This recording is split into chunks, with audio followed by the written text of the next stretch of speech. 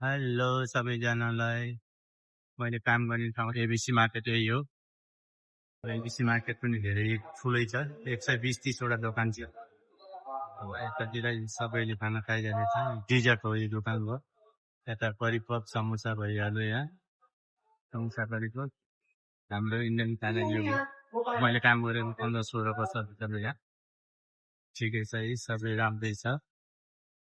खानाहरू भइरहेछ, अब आउने प्याकिङ गर्ने लाने सब चिकन भएको र तन्दुरी चिकन यतातिर मैले खाने कफी पनि आइसक्यो। यतातिर अब यतातिर हाम्रो आन्टीको चायको चाक बनाएको